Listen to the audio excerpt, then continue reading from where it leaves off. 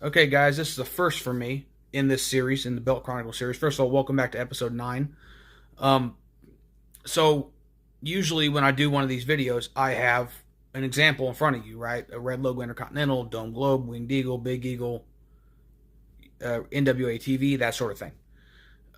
This is not that. I don't have a big green in front of me, but I have enough photographs, notes, and information to bring this to you where I feel 100% confident in the specs that I have. So this is the Big Green Belt. It debuts January of 1983 under Bob Backlund. There is it's a pretty cool design, and it was made by a wrestler who would later also ran a jewelry store, like a trophy store. I think he said he was what do you call himself, a half-ass jeweler. It was Johnny Rodz, and he made the belt for the WWF, and it was made out of 10 karat gold. According to him, he said that was just what they were willing to pay for, and it was, I guess, one of one. He says he has another. He made himself one, but nobody knows what happened to the Big Green after it gets replaced with the Hogan 84. So Johnny Rodz would go on later to train wrestlers. He trained Matt Stryker, he trained Taz, he trained the Dudley Boys, he trained Tommy Dreamer, Bill DeMott, people like that. And this is actually, I like the design. Some people don't. You know, it's all personal preference. But I do have to give a shout out to somebody and a thank you. Vinny Carquito. I hit him up here right before Christmas, and I was compiling all my info on this belt, and I thought I can see some of the side plates. I can make them out.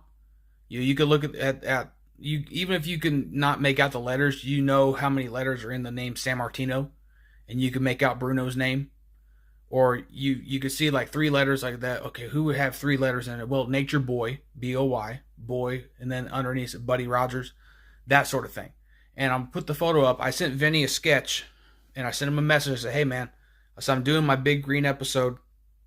Having a little trouble making out the side plates, so I'll put the sketch up if I haven't already of how far I had gotten just off photographs and video clips and on YouTube and stuff like that." And he was kind enough to send me photos of his Big Green after he had consulted with people within the hobby. And Johnny Rodz did not put them in chronological order. So like the first one would be Nature Boy Buddy Rogers, and then it would be Bruno, and then you would get I want to say Ivan Koloff or something. I can't remember the chronology of who was champion and when, but he did not put them in chronological order, is what I'm saying. And I sent him this sketch. I was like, "Hey man, so I got 4 names that are off the belt that I don't know if they all belong, because what it looks like to me is each side plate is blank on the ends, but the ones that are contained within it, obviously the ones on the far ends are blank, but the other ones all have names on them. Can you help me fill this out?" And he did. So he supplied me with pictures, and really appreciate that. It has 16 gemstones, and from what I could tell, they are a mixture of red and green. 8 red stones, 8 green stones. And when we get into, this is the completed sketch. So this is what we're going to, if we're looking left to right on the belt, obviously I excluded the main plate, but the main plate would be here. On the left-hand side of the main plate, it's blank. Then it goes Ivan Koloff and Nature Boy Buddy Rogers. I could make out Pedro Morales and Bruno Sammartino, but the one I couldn't get was Ivan Koloff. I couldn't figure out who that was in the pictures that I've been looking at, but that's the order it goes. And then there's a photo of Hogan where you can see where it says like Stan Stasiak. I can't remember how I knew that Bruno was here, but I've seen a photo where you can see Bruno's name. That I didn't know where to put Superstar Billy Graham and Bob Backlund, if they were opposite order or whatever. But that's the way they go. So Stan Stasiak, Superstar Billy Graham, Bruno, and then Bob Backlund. And then this side plate here on the end is also blank. So I had 4 names, but Iron Sheik was left off of it, and Hulk Hogan's name does not appear on it either. At least not in the photos I see. I think they contacted Reggie Parks and had the Hogan 84 made shortly thereafter, because Hogan wins it January 23rd of 84. And here's something before we get any more specs.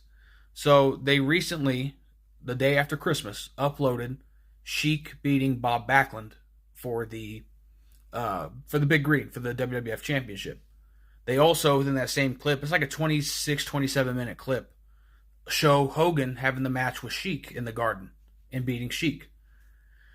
As you're going to go have the match with the Iron Sheik,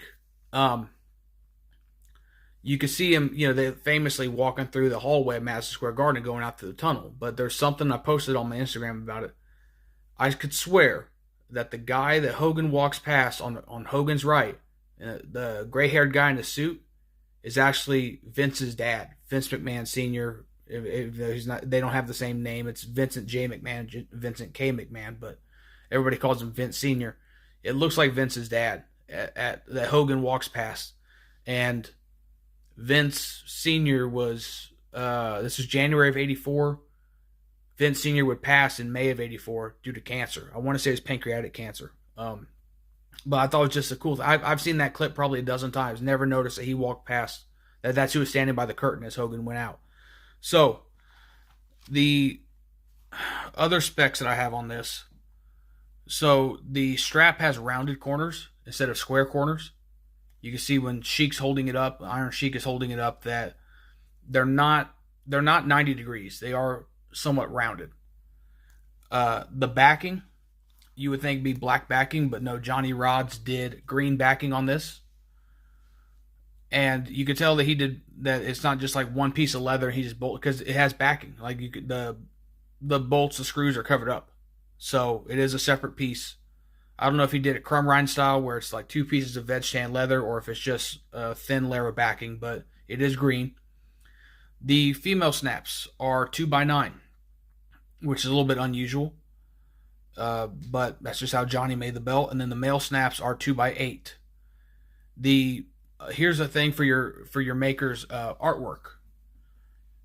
One thing I noticed as they put the belt on the Iron Sheik, even though it was upside down, notice Federation is upside down, Heavyweight is upside down in the photo that I'm putting up. Heavyweight is also two separate words. A lot of makers that I see make a big green, just like when on the Crumb Rind or Winged Eagle or Dome Globe. Heavyweight is usually one word, but on the big green, they put a space in there to make it two words. And one other little detail that I noticed, as Hogan's leaving the ring with it, he's raising it up, and you could see this side plate, if we're looking at it from left to right, this side plate actually has a crack in it. It appears that way to me. That might be why that belt wasn't around much longer after Hogan wins it. But those are the specs I got. So, like I said, 2x9, 2x8 as far as snap count, rounded corners, green backing, 8 red gemstones, 8 green gemstones. Heavyweight is 2 separate words. The side plate does appear to be cracked. And then, like I said, one more time, just the order for you. From left to right, Ivan Koloff, Pedro Morales, Nature Boy Buddy Rogers, Bruno Sammartino. You go past the main plate, get to the right-hand side, Stan Stasiak, Bruno Sammartino, Superstar Billy Graham, Bob Backlund, and then another blank side plate on that end. So that's all I got for you on this episode. Sorry there's not a belt here in front of you. I will get a big green down the road at some point. The next episode, I actually do have a belt to show you, an example, and it's probably a belt you've already seen before, is the WCW 91 through 94 made by Reggie Parks after Flair took the big gold to the WWF. So that's next week's episode. I'll see you guys then.